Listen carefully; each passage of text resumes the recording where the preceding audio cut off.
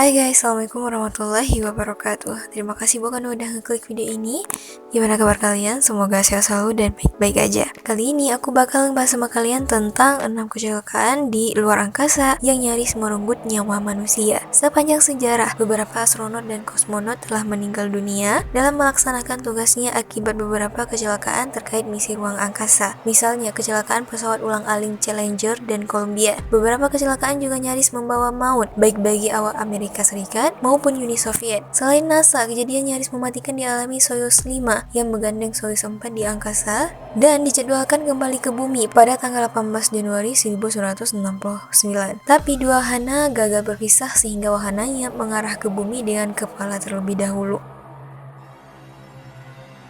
Demikian juga dengan Soyuz T-11 yang dimaksudkan untuk mengganti panel surya pada stasiun angkasa Soyuz 7. Hanya 1 menit setelah peluncuran, kebakaran terjadi pada roket pendorong wahana Soyuz. Lalu kecelakaan Voskhod 2 yang diluncurkan dari kosmonot Baikonur pada tanggal 18 Maret 1965.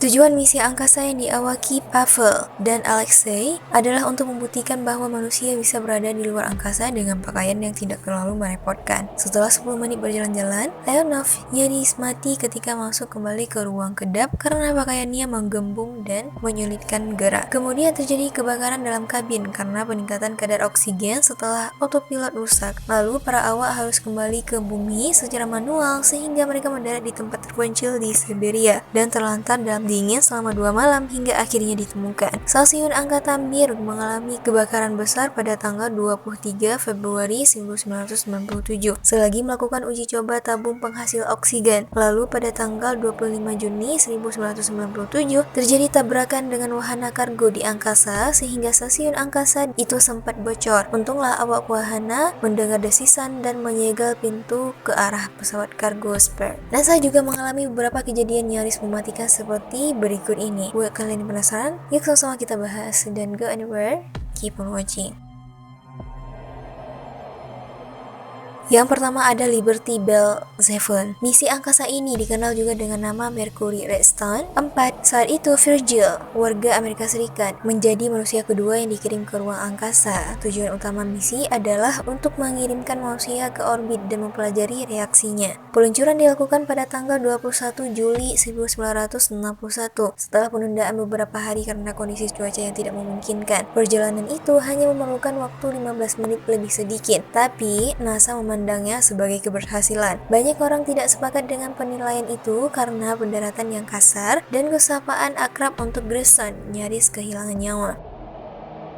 Semua bagian misi berjalan lancar hingga akhirnya wahana itu terjebur ke laut. Setelah itu, pintu darurat yang terbuka menggunakan letusan mendadak aktif. Grayson hampir mati tenggelam di perairan dekat Tanjung Canaveral di Florida. Untunglah ia sempat keluar menyelamatkan diri, tapi helikopter yang dikirim untuk menyelamatkannya pun rusak, sehingga Grayson harus menunggu hingga akhirnya diselamatkan. Yang kedua ada Gemini. Misi itu diluncurkan pada tanggal 16 Maret 1966 dan menjadi upaya Amerika Serikat untuk melakukan EVA dan pertemuan dengan Gemini Agena target Vecchione. Dua astronot saat itu adalah David Scott dan Neil Armstrong yang ternama. EVA adalah istilah singkat untuk Extravehicular Activity, yaitu kegiatan awak di luar wahana angkasa. Seperti biasa, semuanya normal saja, tapi kemudian dua wahana yang terlibat mulai berputar dan bergulir tidak terkendali sehingga misi menjadi berbahaya dan mengundang maut. Demi meraih kendali, Armstrong melepaskan diri dari GATF, tapi akibatnya malah lebih buruk karena memperkuat putaran dan gerakan mengulirnya. Dua pilot itu kemudian mematikan sistem kendali gerakan, yaitu Orbit Attitude and Maneuver System, kemudian menyalakan semua roket pendorong Reentry Control System agar mengurangi pusaran wahana. Cara itu berhasil, tapi hanya menyisakan 25% bahan bakar untuk RCS. Belakangan ketahuan bahwa salah satu Orbit Attitude and Maneuver System tidak sengaja dipasang terus-menerus sehingga mengalami hubungan pendek. Hal itulah yang menjadi sumber gerakan berputar. Dengan demikian, misi harus dipersingkat dan jalan-jalan di angkasa pun batal dilakukan. Misi Apollo 12. Misi Apollo 12 ditetapkan pada tanggal 14 November 1969, hanya sebentar setelah misi terkenal oleh Apollo 11 yang mendaratkan manusia pertama di bulan. Para awaknya adalah Dick Gordon, PT Conrad, dan Alan Bean. Saat itu, misi Apollo 12 adalah untuk mengulang pendaratan di bulan, ditambah dengan beberapa sasaran lain. Namun demikian, misi itu hampir berakhir sejak awal. Peluncuran berjalan sesuai rencana hingga ketinggian 2000 meter. Tepat pada detik ke-36, peti menyambar wahana angkasa dan alarm peringatan langsung menyala. Menurut Bean, menyatakan adanya jauh lebih banyak kilat dibandingkan dengan apa yang pernah dilihat pada simulator. Keadaan memburuk 16 detik kemudian ketika satu lagi sambaran kilat mengenai pesawat. Saat itu, semua sistem rusak dan modul komando kehilangan daya listrik, padahal baterai cadangan hanya tersedia untuk beberapa jam. Setelah sempat terjadi kepanikan, insinyur pengendali lingkungan John Aaron di darat menawarkan suatu solusi agar memindahkan operasi pesawat dari SGE menjadi EUX. Setelah para awak menurutinya, daya listrik kembali tersedia dan misi dilanjutkan. Saklar kecil itu tidak banyak diketahui, tapi telah menyelamatkan misi dan nyawa para awak yang nyaris tewas. Yang keempat ada Proyek Uji Apollo-Soyuz. Proyek Uji Apollo-Soyuz merupakan saat bersejarah bagi penjelajahan angkasa karena menjadi kolaborasi pertama kalinya untuk dua negara, yaitu Amerika Serikat dan Uni Soviet. Tanggal misi adalah 15 Juli 1975, tepat setelah usainya lomba angkasa yaitu Space Race. 3 astronot Amerika Serikat yaitu Thomas Sanford, Vance Brand, dan Donald Slayton. Misi itu terbilang sukses walaupun diwarnai dengan insiden nyaris mematikan bagi para awak Amerika Serikat ketika sedang kembali memasuki atmosfer bumi. Mekanisme pendaratan otomatisnya bermasalah sehingga para awak harus melakukan pendaratan secara manual agar parasut mengembang pada waktunya. Hal itu mengakibatkan wahana berguncang, tapi dibetulkan lagi ketika sistem otomatis kembali bekerja 30 detik kemudian. Namun demikian, katup pelepas tekanan telah terbuka secara otomatis sehingga gas merembes masuk dari luar wahana. Selain oksigen, para awak terpapar pada gas-gas beracun. Mereka hampir kehilangan kesadaran akibat deburan memasuki laut. Brand sebenarnya sempat pingsan sejenak sehingga Stafford harus memasangkan masker oksigen kepada rekannya agar siuman. Akibat kejadian itu, para awak harus dirawat selama 2 minggu di rumah sakit Honolulu di Hawaii. Untunglah mereka tidak mengalami masalah-masalah kesehatan yang lebih mengerikan setelah nyaris meninggal dunia.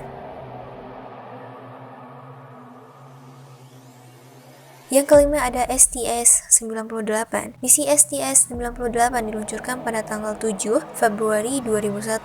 Ada 5 awak yang ditugaskan saat itu, yaitu Ken Cockrell, Mark Polanski, Robert Corbin, Thomas Jonas, dan Marcia Evans. Selama misi telah dilakukan 3 kali jalan-jalan di angkasa, tapi kejadian yang pertama berlangsung selama 7,5 jam, nyaris menjadi bencana.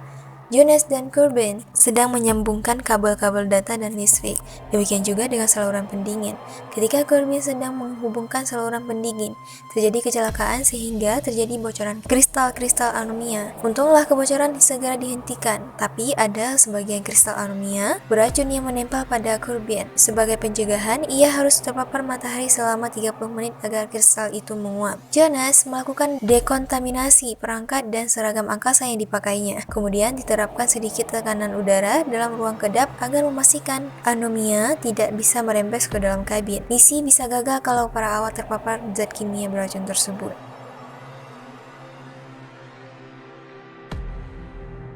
Yang terakhir ada ISS Expedition 39. Kejadian membahayakan Expedition 36 di International Space Station pada tanggal 9 Juli 2013. Jalan-jalan angkasa yang ke-22 baru saja dimulai oleh astronot Amerika Serikat bernama Luca Parmitano. Ketika helm yang dipakai mulai dipenuhi air, ada sekitar 0,5 hingga 1 liter cairan dalam helm, sehingga garis air hampir mencapai mulutnya. Rekan-rekannya menduga bahwa bocoran itu berasal dari kantong minum Parmitano yang diduga mengalami kebocoran ketika tubuhnya sedang condong ke depan saat di dalam ruang kedap. Selagi melakukan EVA, seminggu kemudian, helm Parmitano mulai terisi lagi dengan air. Ia melanjutkan jalan-jalan di angkasa hingga lebih bocoran air sebanyak 1 liter memenuhi helm dan ia tidak bisa melihat atau bernafas.